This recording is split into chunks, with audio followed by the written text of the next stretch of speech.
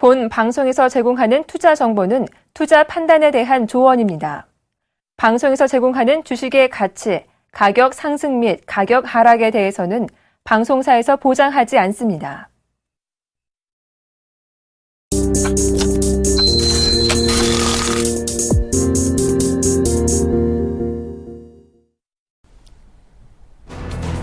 이주열 한국은행 총재는 최근 미국에서 열린 주요 20개국 재무장관 중앙은행 총재 회의 참석자들이 위기 대응이 아닌 성장세 확대에 대한 의견을 나누는 등 세계 경제 현안이 크게 바뀌었다고 전했습니다. 이 총재는 오늘 한은에서 열린 은행장 초청 금융협의회에서 G20 회의 참석자들이 전에는 위기 대응, 금융 안정을 논의했는데 이번 회의에서는 어떻게 하면 성장세를 더 확대하느냐로 이슈가 전환됐다고 말했습니다. 신한은행 직원들이 불법으로 계좌를 수백 건 조회하다가 금융당국에 적발됐습니다. 정관계 고위 인사의 계좌가 아닌 은행 직원 가족 계좌를 무단으로 들여다본 것으로 확인됐습니다. 금융권에 따르면 금융감독원은 최근 정치인 계좌 불법 조회 혐의로 신한은행에 대한 특별검사를 한 결과 은행 직원들이 가족 계좌를 불법으로 수백 건 조회한 사실을 발견했습니다. 신원 롯데쇼핑 대표가 롯데쇼핑 대표이사로 재직할 당시 임직원들이 회사 돈을 횡령하는 단계부터 개입한 정황을 검찰이 포착한 것으로 알려졌습니다.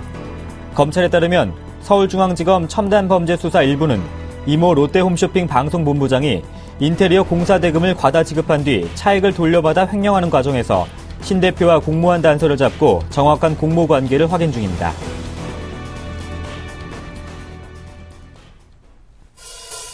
안녕하세요. 핫텐의 강동석입니다. 지루한 박스권 흐름을 보여주고 있는 코스피 지수. 외국인의 매수에도 불구하고 기관의 매도에 밀려서 그동안 지지부진한 흐름을 보여주고 있는데요. 오늘 반가운 기관이 돌아오면서 코스피는 2000선 돌파를 하면서 흐름을 보여주고 있습니다. 여기에 코스닥도 하루 만에 반등하면서 570선에 다시 한번 바짝 다가섰습니다.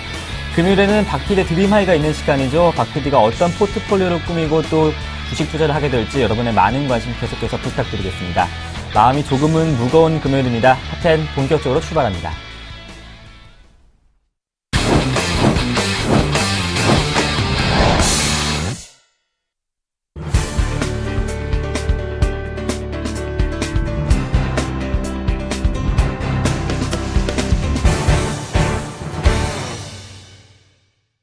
네, 한 주간의 이슈 정리해보고 다음 주 이슈까지 한번 살펴보는 시간입니다. 올라 FN 강관우 대표님과 함께합니다. 안녕하십니까? 안녕하세요. 네, 이번 주는 참 지루한 박스권 흐름 보여줬습니다. 코스피는 외국인의 매수에도 불구하고 가지를 못하는 장세 보여주고 있잖아요. 그러니까요. 코스피가 2000선을 들고서 서로 지금 공방전을 계속 이어가고 있는데 이게 지금 몇 년째 이러고 있어서 참 보는 사람이나 투자하는 사람들이나 상당히 답답한 이런 국면이 아닐 수 없습니다. 그래서 금주 주요 이슈 첫 번째로 꼽아봤고요. 외국인과 연기금이 그 코스피에서도 뭐 약간 지금 사고 있습니다만은 특히 코스닥에서 큰손 역할을 최근에 하고 있는 모습입니다. 그래서 두 번째 이슈로 뽑아봤고 최근에 공기업, 사기업 할 거 없이 구조조정의 칼바람이 불고 있습니다. 그래서 마지막 이슈로 금주 이슈로 챙겨서 보겠습니다. 첫 번째 이슈죠. 코스피가 2000선을 두고 공방을 하고 있는데 최근 3주간의 그 누적 기준으로 차트를 한번 봤어요. 그랬더니 외국인은 최근에 코스피를 무려 3조 5천억 원이나 지금 사들어오고 있습니다. 상당히 급하게 사들어오고 있는 이런 반면은 그 개인 1조 3천억 순매도 그리고 투신권 최근에 환매 이슈가 상당히 불거지고 있는 투신권입니다. 1조 2천억 원의 순매도를 보이고 있고요. 금융투자 과거 이제 증권사로 분류됐던 회사들인데 금융투자들도 0.8조 원 그러니까 8천억 원이 되는 순매도를 보이고 있어서 전체적으로 투신권, 금융투자 이쪽에 순매도하고 외국인의 순매수하고 지금 공방을 벌이고 있는 이런 상황이 되겠습니다. 그다음 차트를 제가 좀 하나 준비를 했는데요. 외국인들이 최근에 사고 있는 게 금년 들어서 사실은 순매수는 아닙니다. 순매도를 3월 중하순 정도의 피크를 쳤다가 그 매도가 너무 많았던 거에 대해서는 지금 뒷수습을 하고 있다. 이렇게 보시면 될 것 같고요. 반면에 투신권은 그 외국인하고 완전 반대의 흐름입니다. 절대 규모 면으로는 외국인들보다 좀 작은 면은 있지만 역시 3월 중하순에 피크를 쳤다가 그 뒤로 계속적으로 팔고 있어서 연간으로 볼 때는 약간의 순매수입니다만은 전체적으로는 최근에 순매도 국면이 강해지고 있는 이런 국면입니다. 그래서 외국인과 지금 기관 중에서도 투신권의 환매 압력이 서로 맞서고 있는 이런 그 상황인데 코스닥의 분위기는 또 어떨까요? 코스닥은 좀 다릅니다. 아까도 말씀드렸습니다만은 코스닥에서는 외국인하고 연기금이 최근에 큰손 역할을 하고 있습니다. 특히 외국인은 말이죠. 최근 4개월 동안 무려 8천억 원가량의 순 매수를 보이고 있습니다. 상당히 큰 순 매수 규모인데 단 지난 이 한 주 동안은 외국인들이 코스닥에서 순 매도로 약간 전환을 한 점이 있어가지고 조금 유의를 해야 되겠다 이런 생각을 하고 있습니다만은 어쨌든 외국인과 연기금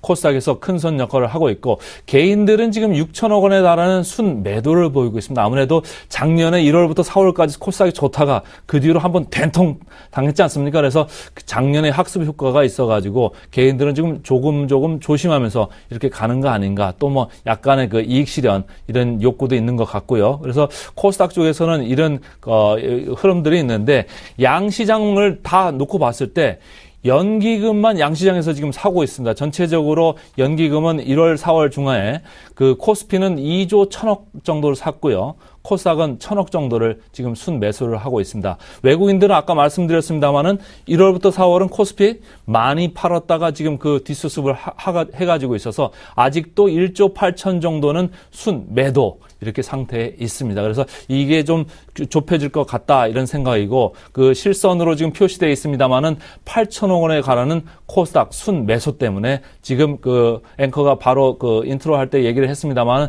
코스닥의 지수가 상당 부분 올라온 것이 외국인의 순 매수 그리고 연기금의 순 매수에 영향이 크다 이렇게 보시면 되고 오른쪽 그 보면은 가운데 금융투자 증권사죠 2조 8천억 원에 달하는 순 매도를 코스피 쪽에서 보이고 있습니다. 그래서 2천선이 지금 왔습니다만 계속적으로 그 증권사들도 요즘 구조조정 많이 하지 않습니까? 자기네 상품 계정도 구조조정을 하면서 딜레버리징을 좀 하는 것 같습니다.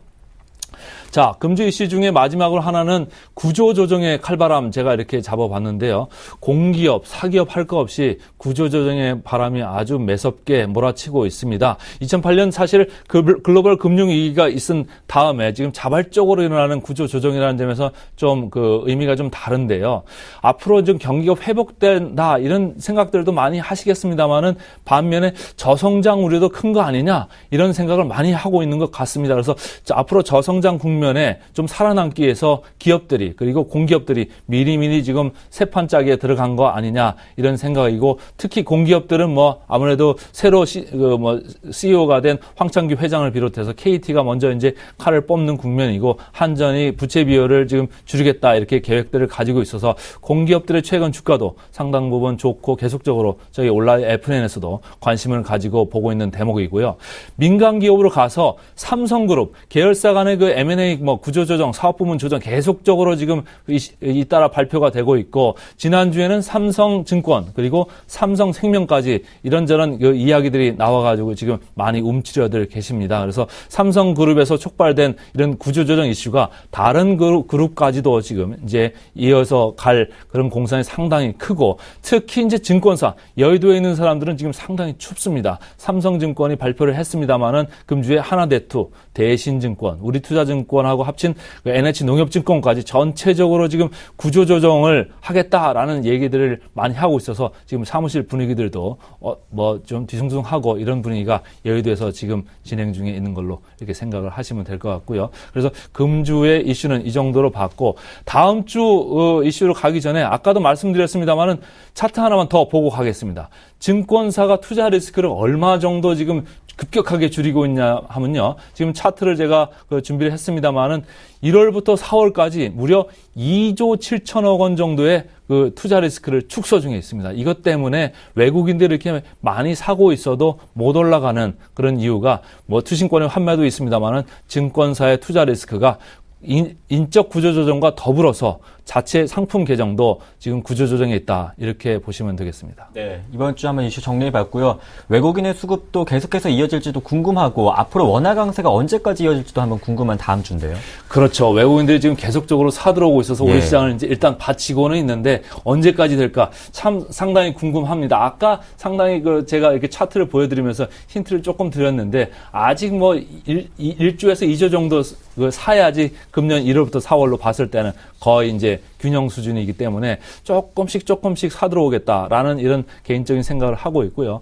원화 강세 최근에 이제 1,030원 레벨까지 떨어졌지 않습니까? 근데 제가 볼 때는 2분기, 3분기 조금 더 강세 기조가 이어질 것 같은데 어떻게 될지 잠시 후에 좀 자세히 보기로 하고 우리나라 시장 사실 밸류에이션만 보면 매력도가 있다라고 여러 전문가들이 말하고 있지 않습니까? 그렇지만은 최근에 그 배당 수익률 이런 거에 저성장 기조 때문에 관심들이 많습니다. 어떻게 앞으로 흘러갈지도 좀 보고 삼성 이건희 회장이 하와이에서 그 겨울 휴가를 마치고 마침내 귀국을 했습니다. 그래서 삼성그룹의 M&A 이슈 최근까지 여러 가지 그 이슈가 있었는데 앞으로 또 급진전될 가능성도 있고 해서 다음 주 이슈로 좀 뽑아봤고 마지막으로 계속해서 지금 어닝스 시즌에 들어가 있습니다. 그래서 다음 주에는 현대차, SK하이닉스, 삼성 엔지니어링 이렇게 여러 가지 회사들이 나옵니다. 그래서 특히 건설주하고 KB금융 같은 금융주들 4분기의 실적이 한번 얻어맞았었는데 이번 1분기 실적 어떻게 될지 좀 살펴보도록 하겠습니다.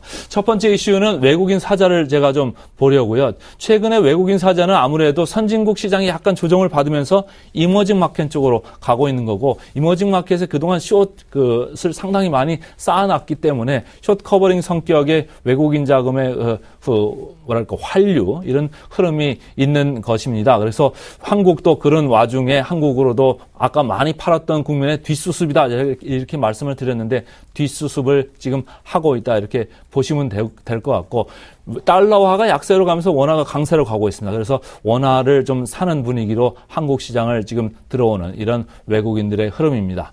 외국인들이 지금까지 1조 8천억 원가량의 순 매도를 했기 때문에 1주에서 2주 정도 더 사야지 지금 1월에서 4월로 볼 때는 균형 상태라고 말씀을 드렸습니다. 그렇지만은 최근에 보여줬던 것 같이 급격하게 사는 국면보다는 점진적으로 천천히 사들어올 가능성이 많다 이렇게 보고 있고요. 외국인들이 코스닥을 많이 사가지고 코스닥이 올라갔다 이렇게 말씀을 드렸는데 일주일 가는 코스닥에 외국인들이 순 매도로 전환한 그런 그 분위기가 감지되고 있어서 코스닥 쪽에 약간 좀 신경을 써야 되는 이런 그 국면인 것 같고 원화 강세 아까 그 앵커께서 질문을 하셨는데 원화 강세 제가 볼 때는 2분기, 3분기 내내 원화 강세 기조가 이어갈 거다 이렇게 생각을 하고 있습니다. 시장 컨센서스는 이제 1,020원에서 1,030원 정도로 이렇게 보고 있고요. 전체적으로 뭐 계속 말씀을 드립니다만은 무역 수지, 경상 수지, 흑자 구조가 계속적으로 이어지고 있습니다. 물론 외환 보유고도 상당히 많아서 그 이머징 마켓 중에서는 뭐 상당히 그 두드러진 이런 모습을 보이고 있는 한국이고 원화와 달러의 금리 차이도 상당히 있습니다. 아직 뭐 금리가 정책 금리가 움직이고 있지는 않습니다만은 우리나라는 2.5%, 미국은 뭐 0%에서 0.25. 그래서 전체적으로 금리 차이가 아직도 있기 때문에 원화 강세가 좀 이어지는 거고 이주열 신임 한은 총재가 최근에 언론에서 소개된 그 제목을 보니까 세장 속의 매 이렇게 그 표현이 됐더라고요. 그래서 매파적인 성향을 가지고 있다. 무슨 얘기인가 하니 금리 인상 쪽으로 약간 그 생각을 할 수도 있는 그런 분위기이기 때문에 시장에서 그런 걸 좀 염두하는 거 아니냐 이런 생각을 하고 있는 것 같고 워낙 과거에 비해서는 현재 안전자산의 개념이 많이 들어오고 있는 것 같습니다. 그래서 워낙 예전에는 위험자산이라고 생각했던 것이 안전자산으로 생각하면서 밸류에이션도 보면서 외국인들이 지금 환류 중에 있다 이렇게 이해를 하시면 되고 원화 약세의 반전은 언제 될까요? 저희들은 한 4분기나 가야지 될 것 같다 이런 생각을 하고 있습니다. 아무래도 미국 쪽에서 정책 금리를 인상하는 그 좀 분위기를 낼게 4분기나 가야지 조금 그런 얘기들이 많이 나올 것 같아서 그때 가면은 지금의 원화 강세 기조가 약간 반전되는 그런 모습이 보일 것 같다라는 생각이어서 연말까지는 1,030원 내외 그런 흐름을 저희들은 기대를 하고 있습니다. 자, 이런 흐름들을 지금 말씀을 드렸는데 한국 시장 밸류에이션 여러 전문가들이 계속 좋게 얘기를 했죠. PER, PBR 우리가 전통적으로 보고 있는 그 가치 평가 척도인데요. PER, PBR로 보면은 제가 차트를 준비했습니다만은 전체적으로 지금 PER 9.8배 PBR 0.9배입니다. 계속 말씀드립니다만은 절대적으로 상대적으로 선진국 대비도 그렇고 개발도상국 대비도 그렇고 저평가되어 있습니다. 그렇지만 주가는 올라가지 않고 있습니다. 이천선에 가로막혀서 계속 몇 년째 여기서 박스권을 보이고 있는데 최근에 저성장 시대 아닙니까? 그래서 배당 수익률 측면에서 한번 좀 봤어요. 그랬더니 배당 수익률 선진국, 후진국 개도고 할 거 없이 전체적으로 2%보다 높은데 우리나라는 아직도 1.1%밖에 안 됩니다. 삼성그룹 최근에 마하 경영 이야기하면서 바꿀 수 있는 거 다 바꾸자 계속 이렇게 말씀들을 하는데 그 얘기가 뭐냐면 아직도 성장을 더 해야 된다 이런 얘기거든요. 사실 저성장 기조에 들어가면은 배당을 좀 많이 할 수도 있는 건데 배당보다는 성장 쪽으로 좀 투자를 많이 해야 되기 때문에 성장할 생각이 별로 없어 보입니다. 그래서 삼성전자의 배당 수익률도 1.1%밖에 안 됩니다. 그래서 전체적으로 배당 수익률이 좀 낮기 때문에 우리나라의 그 밸류에이션이 좀 갇혀 있는 거 아니냐. 배당 수익률만 좀 2%대로 올라갈 수 있어도 그 좀 2,000선을 좀 돌파하고 말이죠. 사람들 기분들 모두 좋게 2,200, 2,300까지도 진격을 할 수 있는 건데 그 부분이 약간 아쉬운 것 같고 삼성 이건희 회장이 마침내 귀국을 했습니다. 그래서 최근에 1년에 삼성의 그룹 그 M&A 조정이나 인적 조정이나 이런 뉴스들이 계속적으로 나오고 있는데 앞으로 관심들은 삼성물산 특히 건설 부분이죠. 삼성물산을 두고 어떻게 그 그룹에서 생각이 정해질까 이런 데 쏠려 있는 것 같습니다. 그래서 저희 올라 FN에서는 지금 3주, 4주 계속적으로 삼성물산, 삼성엔지니어링 주가를 좀 관심 있게 보자 이렇게 계속 강조를 드리고 있고 삼성물산 그 용의 머리가 될지 용의 꼬리가 될지 시장에 관심이 이어질 것 같습니다. 마지막으로 다음 주 어닝스 시즌에 이미 들어갔기 때문에 다음 주는 현대차, SK하이닉스, 삼성엔지니어링, KB금융까지 실적들이 나옵니다. 현대차나 SK하이닉스는 최근에 그 컨센서스 추정치를 보니까 큰 변화가 없는데 삼성엔지니어링은 약간 떨어지고 있습니다. 하지만 최근에 삼성엔지니어링 주가는 본업보다는 M&A에 대한 기대감 그리고 삼성그룹의 구조조정에 대한 기대감으로 지금 강세를 보이고 있어서 그쪽으로 조금 관심을 보이면서 지금 접근을 하시면 될 것 같고 미국 기술주의 발표도 다음 주에 연이어 나옵니다. 애플, 페이스북, 아마존 최근에 고평가 논란 때문에 연일 그 주가 약세의 이유가 됐던 주식들 중에 하나가 페이스북 아니었습니까? 그래서 다음 주에 그 실적 발표 후에 미국의 나스닥 시장이 어떻게 움직이는가도 좀 지켜봐야 될 것 같습니다. 네, 미국의 IT 기업들뿐만 아니라 우리나라 또 실적 발표를 앞두고 있는데 다음 주 전략 어떻게 세워볼까요? 자, 제가 계속적으로 지금 몇 주 내내 말씀드리는데 대형주 중에서 좀 선택과 집중을 하자 이렇게 말씀을 드리고 있습니다. 최근에 아까도 제가 언급했습니다만 원화 강세 분위기입니다. 그래서 원화 강세 관련주 그리고 맞물려서 공기업 관련주나 구조조정 관련주 계속적으로 좀 지켜보자 이런 말씀이고 전차 관련주는 팔기에는 너무 쌉니다. 그래서 전차 관련주는 조정 시에 오히려 매수 관점으로 좀 접근하는 게 맞는 것 같고요. 중소형주나 코스닥은 어떻게 할까요? 기대를 좀 낮춰서 다만 그 삼성전자의 IT 관련 핵심주들은 조금 좋을 수 있습니다. 갤럭시 S5에 대해서 물량이 생각보다 좀 많이 나가고 있다는 이야기들이 나오고 있죠. 그래서 S5에 대한 그 관련 부품주나 장비주 이런 것들을 좀 살펴보아야 될 것 같고 시장 흐름과 무관하게 가는 주식들이 있습니다. 저 PBR주죠. 그래서 저희 온라이프에서도 최근에 많이 제시들을 하고 있는데 저 PBR주도 좀 보시고 외국인의 코스닥 매도 전환은 조금 유의하자. 여기까지 말씀을 드리겠습니다. 네, 대형주 안에서도 옥석 고르는 작업을 계속해서 펼쳐야 될 것 같고 계속해서 강조하고 계십니다. 중소형주 코스닥에 대한 기대는 낮춰야 된다 이렇게 전략까지 한번 들어봤습니다. 온라이프엔 강관우 대표님과 함께했습니다. 고맙습니다. 고맙습니다.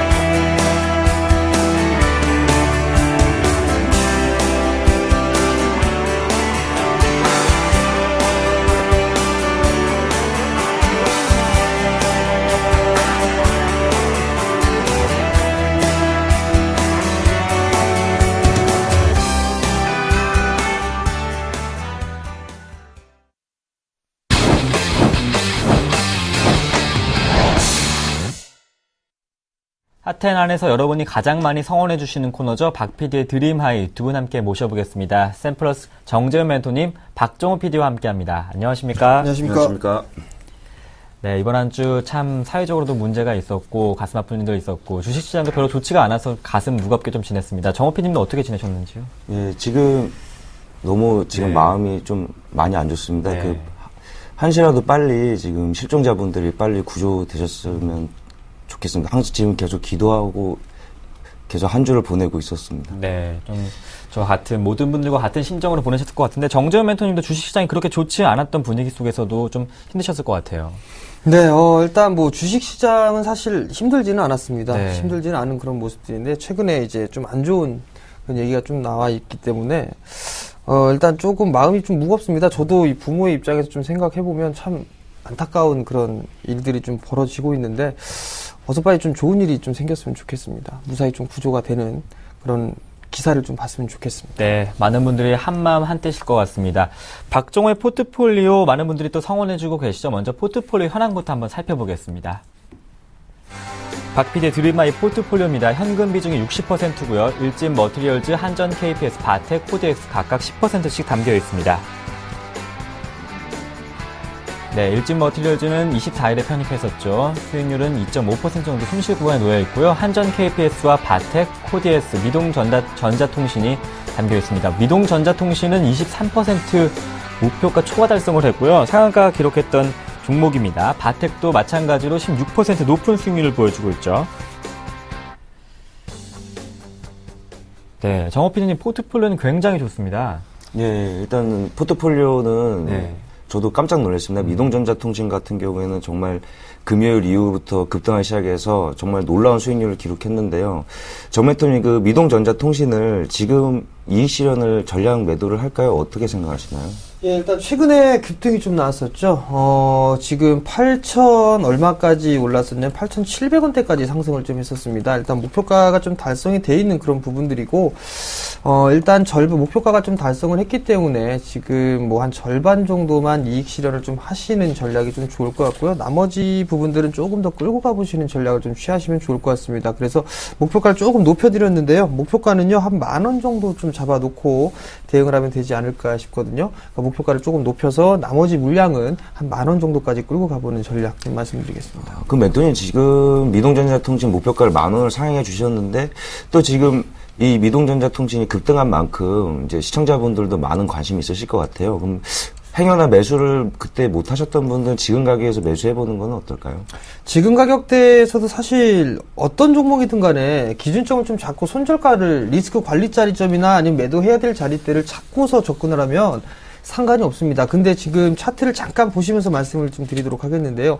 단기적으로 이격이 좀 벌어지기 시작했죠. 벌어지기 시작하고 있는 상황들이고, 금일 같은 경우는 약세 출발하고 난 이후에 전날에 기록했었던 저점 자리대죠. 7,950원 자리대, 이 자리대에 이탈하지 않고 있는 그런 모습들이란 말이죠. 며칠 정도는 이 횡보를 좀 해주는 그런 모습들이 나타나지 않겠느냐라고 좀 예상을 하고 있거든요. 어닝 시즌인 만큼 실적이 좋을 겁니다. 미동전자통신. 그렇기 때문에 조정 시에 좀 보게 된다라면 7,600원, 7,700원 이 자리대부터 분할 매수 포인트를 좀 잡아보시는 게 좋을 것 같고요. 딱히 이 종목뿐만이 아니라도 살 종목은 상당히 많이 있습니다. 그러니까 올라갔다라고 해서 연연해 하지 말고 이런 종목군들을 찾으시면 된다라는 거 다시 한번 좀 강조드리고 싶습니다. 예. 멘토님, 이게 바텍 같은 경우도 지금 어마어마한 수익률을 기록을 했는데요. 아까 정멘토님이 말씀하신 것처럼 이런 종목군들을 어떻게 하면 더 효과적으로 찾을 수 있을지 좀 팁 하나만 알려줄 수 있을까요? 노하우를 말씀해달라. 네, 한 가지만 말씀해 주시면 안 될까요? 무료로는 안 되고요. 자, 일단은 방법은요. 시장의 흐름에 좀 맞는 그 전략을 좀 세우면 될 것 같습니다. 일단은 실적 시즌이죠. 그리고 거래대금 자체가 증가가 되고 있지가 않습니다. 그리고 최근에 올라가고 있는 종목군들을 보게 되면 특징적인 부분들이 있습니다. 첫 번째로 조금 전에 얘기가 나왔던 부분들, 저 PBR 종목군들이 예를 들 수가 있고요. 그리고 두 번째 종목 같은 경우는 대체적으로 상승을 하는 종목군들을 보게 되면 실적에 대한 기대감이 있는 종목군들이 신고가의 모습들을 나타나고 있다라고 좀 보셔도 좋을 것 같거든요. 바텍 같은 경우도 마찬가지입니다. 지난해까지 구조조정을 좀 마무리를 짓고 난 이후에 지금 중국 쪽에서의 매출, 이 사업이 상당히 좀 호조를 띠고 있는 그런 모습들이 나타나고 있고요. 뿐만 아니라 유럽 시장까지도 좀 괜찮은 모습들이 나타나고 있습니다. 그렇기 때문에 실적에 대한 증가는 꾸준하게 늘어날 수 있다라고 좀 보셔도 좋을 것 같거든요. 이 종목도 마찬가지로 좀 목표가를 높여드려야 될 것 같습니다. 일단 목표가를 제가 조금 앞자리 숫자가 바뀌는 자리대죠. 2만원까지 제가 높여드렸습니다. 즉 사상 최고가가 좀 될 수가 있을 것 같은데요. 그 자리 사상 최고가는 아니네요. 일단 2만원 자리대까지는 충분히 상승을 할 수 있는 여력이 있다라고 좀 보셔도 좋을 것 같습니다. 그만큼 실적의 개선폭이 상당히 클 것이다라고 좀 보셔도 좋을 것 같거든요. 그러니까 목표가를 2만원까지 제시를 해드리고 꾸준하게 끌고 가보시는 전략 말씀드리도록 하겠습니다. 예, 그 다음으로 이제 오늘 포트폴리오가 너무 화려합니다, 멘토님. 이게 다 멘토님의 그 멘토링 덕분에 이런 포트 수익률을 낼 수 있다고 생각 들고요. 그 다음에 코디에스 같은 경우에 지금 2차 전지가 한 번쯤은 급등할 만도 된 것 같은데 조금 지금도 높은 수익률이지만 이렇게 조금 급등할 타이밍이 되지 않았나 싶거든요. 급등을 할지 안 할지는 조금 더 지켜봐야 될 것 같습니다. 다만 지금 이 코디에스 같은 경우도 조금 소외를 좀 받고 있다라고 좀 보셔도 좋을 것 같거든요. 근데 그 부분들을 좀 생각을 해보셨으면 좋겠습니다. 코디에스가 이 전기차에 관련돼 있는 사업만 하는 건 아니다라는 부분들, 이 반도체 장비 쪽, 즉 전자 쪽의 장비 사업을 좀 영위를 하고 있는 그런 사항들이거든요. 그렇다면 지금 반도체 장비 쪽이라든가 이런 부분들 실적이 개선이 될 것이다라는 기대감들이 상당히 크단 말이죠.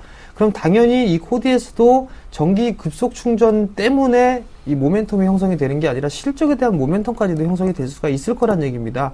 결국은 지금 자리 때 어느 정도 이 많이 못 올라 있고 바닥권역에 있는 그런 상황들이기 때문에 이 종목 같은 경우는 조금 더 기다리는 전략을 좀 피게 된다라면 나름대로 좀 괜찮은 수익이 좀 나지 않을까라고 좀 생각을 하거든요. 그러니까 이 종목은 조금 더 보유를 해보는 전략 좀 말씀을 드리도록 할게요.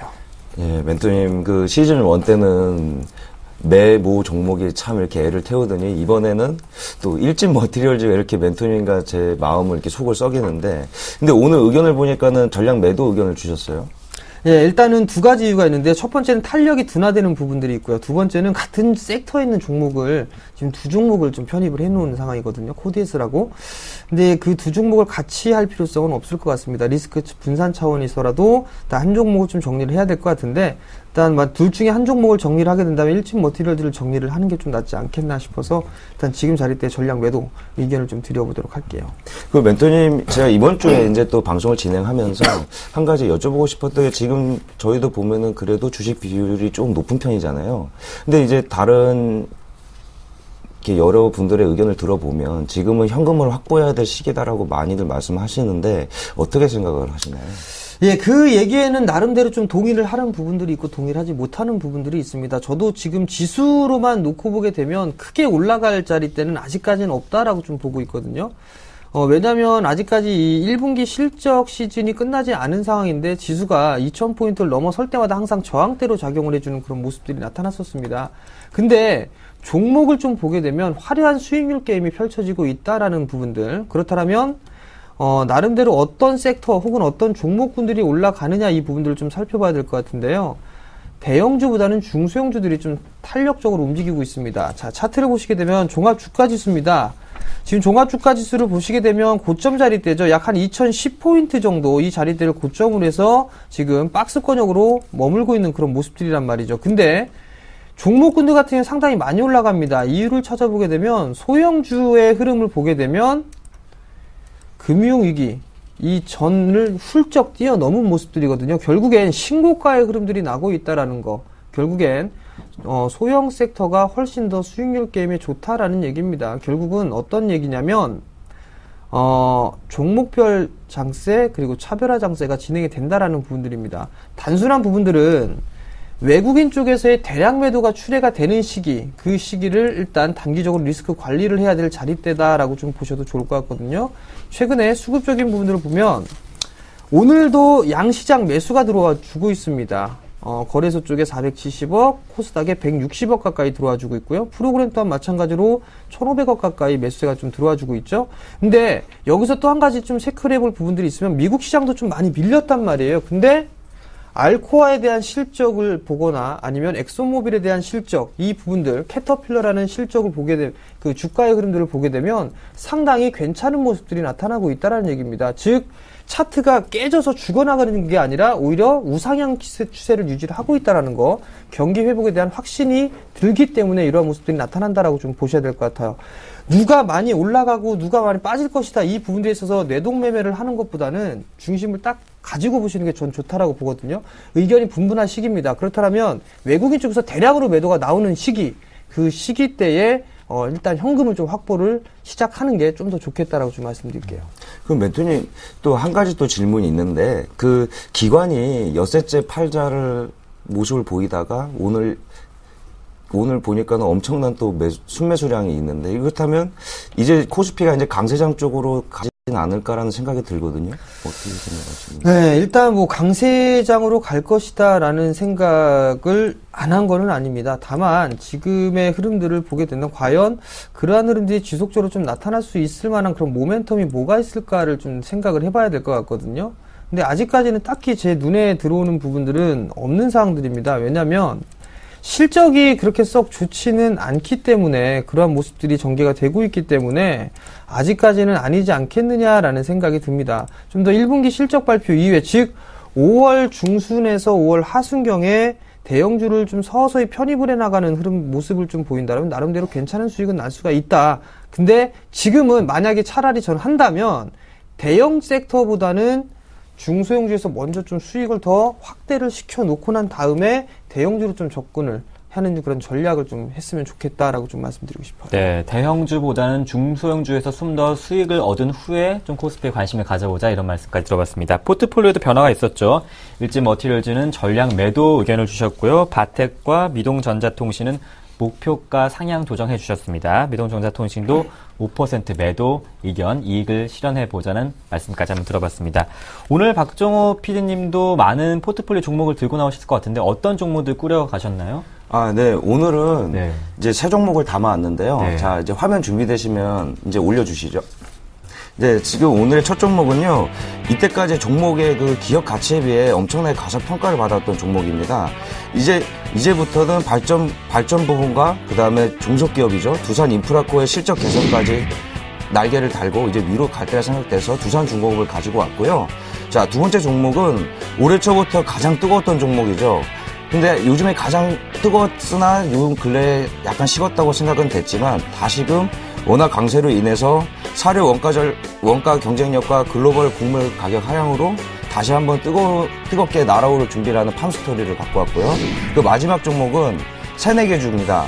첫 상장부터 뜨거웠던 광트랜시버 생산업체 오이솔루션 마지막 종목으로 담아왔습니다.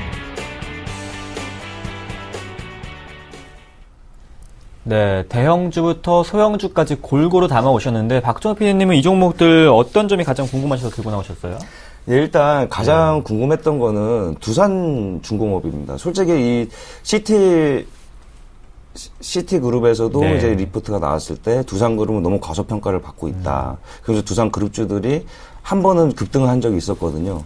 근데 지금 두산중공업 같은 경우에 다시금 횡보를 보이면서 요즘 강세를 보이고 있는데, 근데 제 생각에서는 이제 두산 그룹주들 중에서도 저번에도 두산 인프라코어를 간종목을 갖고 왔듯이 이제 두산 중공업 또한 중공 모멘텀을 받아서 조금 강세를 보이지 않을까 싶어서 가지고 와봤는데, 전문가님 제 생각이 틀린 건가요? 네, 두산 인프라코어 괜찮습니다. 일단 괜찮다라고 좀 먼저 말씀을 좀 드릴게요.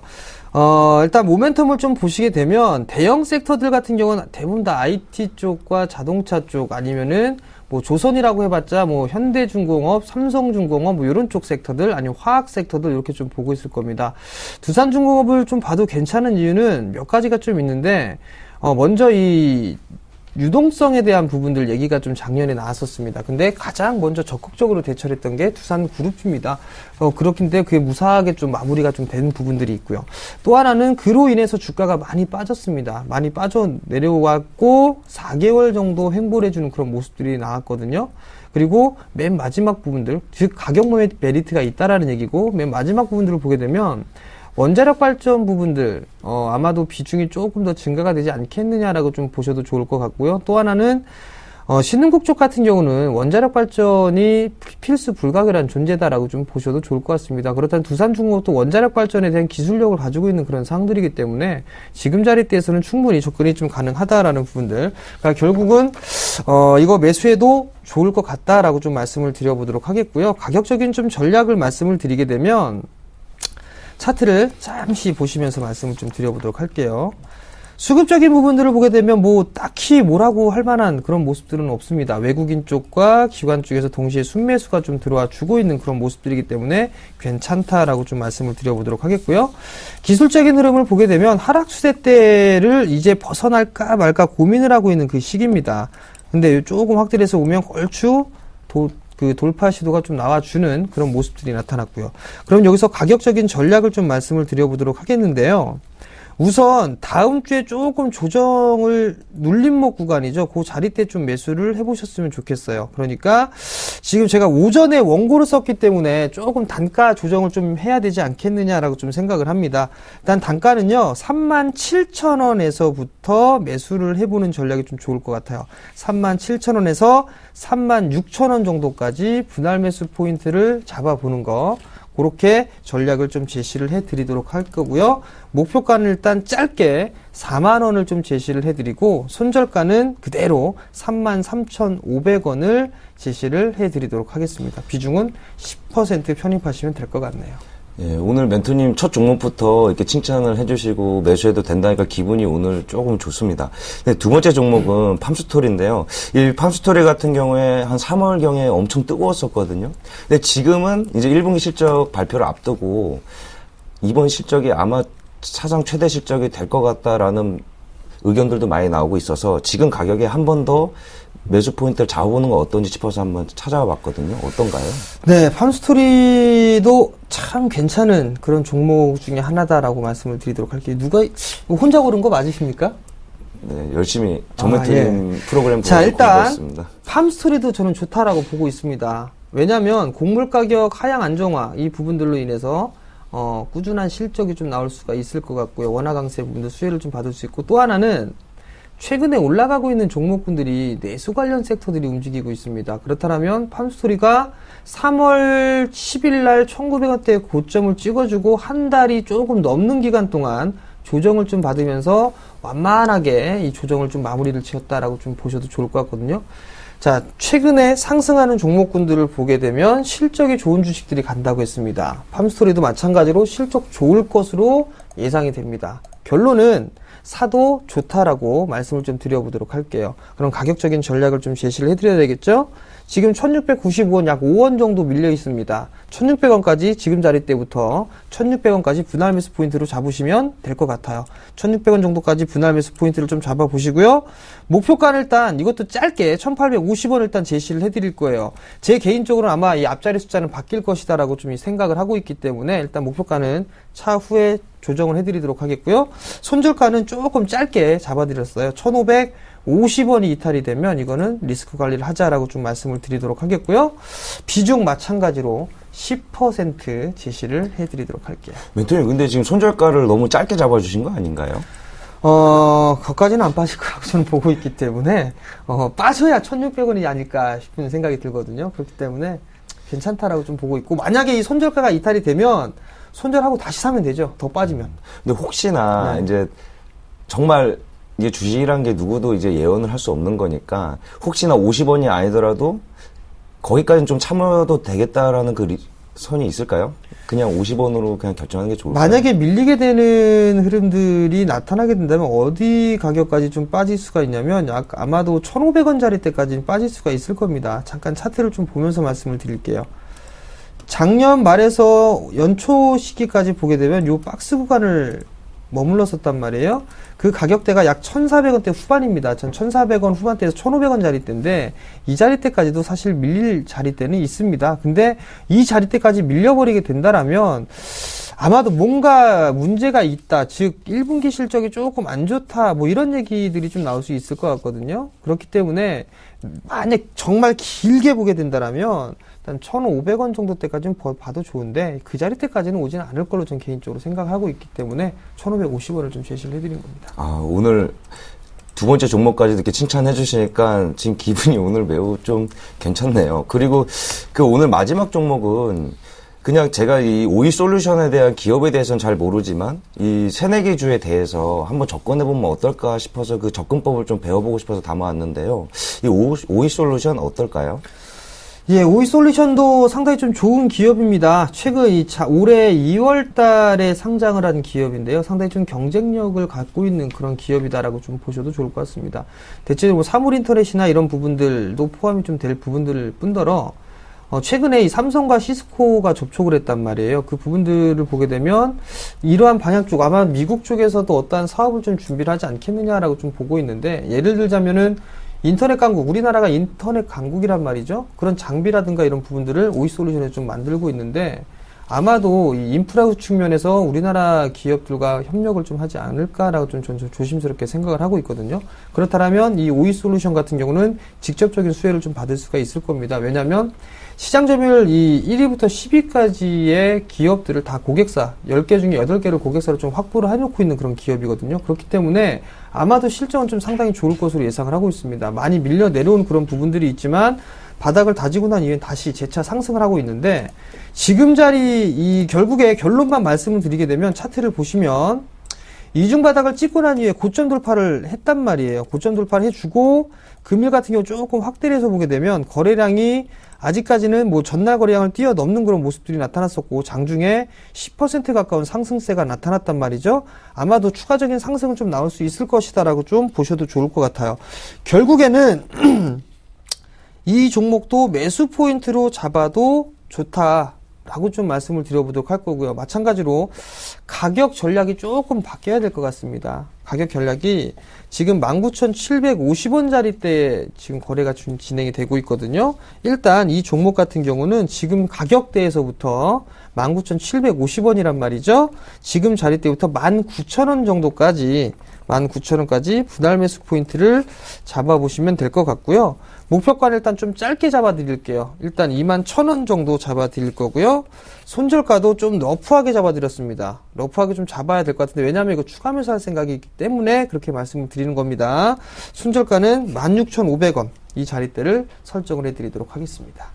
오늘 멘토님께서 제가 담아온 세 종목 다 보통 이런 적이 없는데 세 종목 다 매수 의견을 주시니까 오늘 좀 고민이 많이 되는데요. 그럼 멘토님한테 질문 하나만 더 드리고 고민을 좀 더 해보도록 하겠습니다. 오늘 아까 말씀드렸듯이 이 새내기주를 좀 어떻게 접근하면 좀 효과적으로 이렇게 전략을 짜서 수익을 극대화할 수 있을지 참 궁금하거든요. 우선 좀 봐야 될 부분들은 뭐가 있냐면, 실적이 나오는지 여부를 좀 보셔야 될 것 같아요. 예를 들면, 저희가 지금 포트에 편입이 되어 있는 게 미동전자통신이죠. 미동전자통신을 좀 보시게 되면, 많이 올라갔단 말이에요. 왜 이 종목을 선택을 했을까라는 부분들을 생각을 해 보셔야 됩니다. 그래도 아마도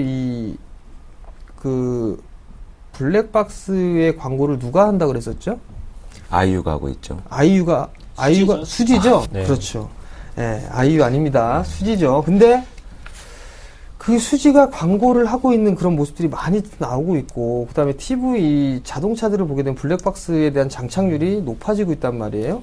그렇다면 자연스럽게 실적이 좀 증가가 될 거란 말이죠. 그러면 자연스럽게 그 블랙박스를 만드는 기업이 뭘까를 찾아보면 되고, 그게 미동전자통신이란 말이에요. 근데 주가가 많이 빠졌습니다. 그렇다면 어느 정도 이 추가적인 상승이 나올 수 있지 않을까라는 부분들, 실적이 뒷받침되기 때문에, 그러면 그 부분들을 좀 보면 된단 말이에요. 그런 착안을 하시면 좋을 것 같고, 오이솔루션도 마찬가지일 것 같습니다. 삼성과 시스코에서 접촉을 했단 말이죠. 뭔가 협력적인 관계를 좀 만들기 위해서 접촉을 했을 거란 말이죠. 그렇다면 자연스럽게 그럼 뭐 여러 가지 생각을 해볼 수가 있는 거죠. 그럼 관련된 수혜주가 뭐가 있을까? 물론 삼성전자가 수혜를 좀 받을 수가 있겠지만, 거기에 따라서 공급처가 다변화된 그런 기업들을 좀 보면 된단 말이죠. 그게 따져보면 오이솔루션이더라. 그럼 이런 종목분들은 바닥이 나왔으니까 기준점을 잡고 접근하면 충분하다라는 부분들 말씀을 좀 드리고 싶어요. 네, 또 이렇게 가격 전략들 들어봤고, 또 세 가지 종목 다 한번 점검을 받아봤습니다. 이제 박종호 PD가 결정을 해야 될 것 같습니다. 이 두 종목 중에서 어떤 종목을 결정한지 한번 물어보겠습니다. 예, 일단은 종목 결정하기 전에 오늘 조금 시간이 남았어요. 우리 정재원 멘토님께서 내일 투자 설명을 하신다고 하네요. 내일 어떤 걸 중점으로 하실 건지 궁금합니다. 네, 내일 아마도 투자 설명회를 좀 진행할 겁니다. 내일이 토요일이죠. 조금 일찍 합니다. 11시에 좀 진행을 합니다. 장소는 HMC 투자증권 사당 지점에서 진행을 하는데요. 무료고, 문의 전화는 1577-7451번으로 좀 진행을 하면 될 것 같거든요. 근데 여기서 봐야 될 부분은 뭐가 있냐면, 투자 설명입니다. 어떤 종목을 투자를 해야 되고 시장에 대해서 어떻게 봐야 되는 그런 부분들 좀 말씀을 좀 드리도록 할 거예요. 종목을 예시로 좀 많이 드릴 거고요.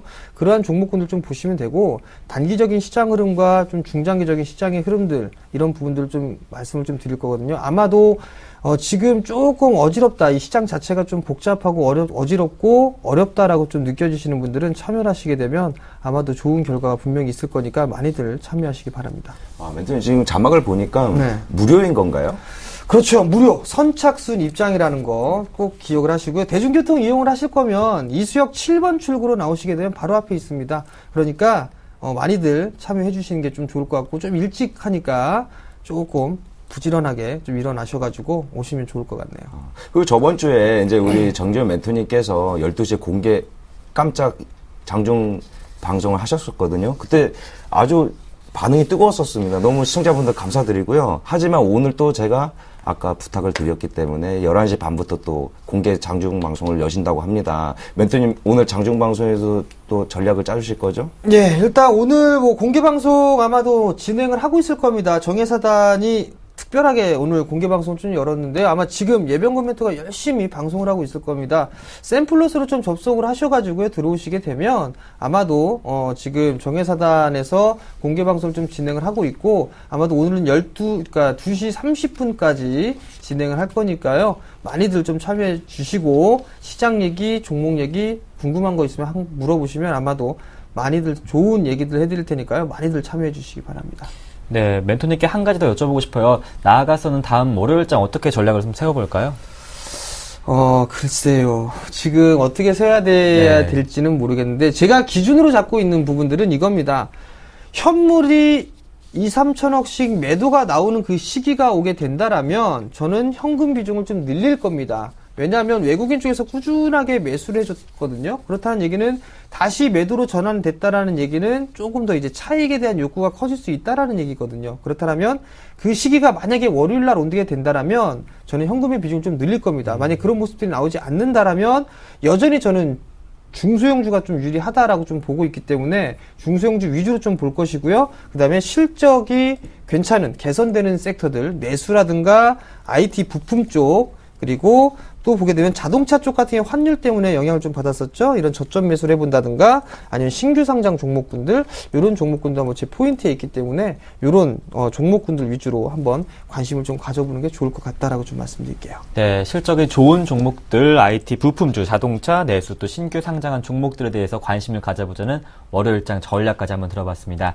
이제 박정훈 PD가 종목을 고를 시간입니다. 어떤 종목들 편입하실 건가요? 자, 오늘은 이익 실현도 많이 될 것 같고요. 수익률을 주기 때문에 세 종목 다 편입하기로 결정하겠습니다. 네, 두산중공업과 오이솔루션, 팜스토리 각각 10%씩 편입 결정을 해주셨습니다. 화면 띄워주시고요. 네, 이 세 종목 10% 편입 결정해주셨고요. 그렇다면 최종 포트폴리오 한번 확인해 보겠습니다. 네, 박PD의 드림아이 최종 포트폴리오는요, 현금 비중 35%고요. 오늘 새롭게 두산중공업과 오이솔루션, 팜스토리 각각 10%씩 담겠습니다. 의견들 한번 확인해 볼까요? 바텍과 미동전자통신 목표가 상향 조정했습니다. 바텍은 목표가 2만원으로, 미동전자통신은 목표가 만원으로 상향 조정했고요. 5% 절반 매도해서 반은 수익 실현하고 나머지 물량은 보유해보자는 의견 주셨습니다. 두산중공업은 37,000원부터 36,000원까지 매수가 분할 매수해보자는 말씀해 주셨고요. 목표가 4만원, 손절가 33,500원입니다. 오이솔루션은 지금부터 19,000원까지 분할 매수 관점을 주셨습니다. 목표가는 21,000원, 손절가는 16,500원이고요. 팜스토리는 1,600원까지 분할 매수해보자는 관점 주셨습니다. 목표가 1,850원에 손절가는 1,550원입니다. 두 분과 함께했습니다. 박정훈 PD, 정재훈 멘토님과 함께했습니다. 고맙습니다. 네, 모두가 같은 심정일 것 같습니다. 끝까지 모두 포기하지 않으셨으면 좋겠습니다. 하텐이었습니다. 시청해주신 여러분 고맙습니다.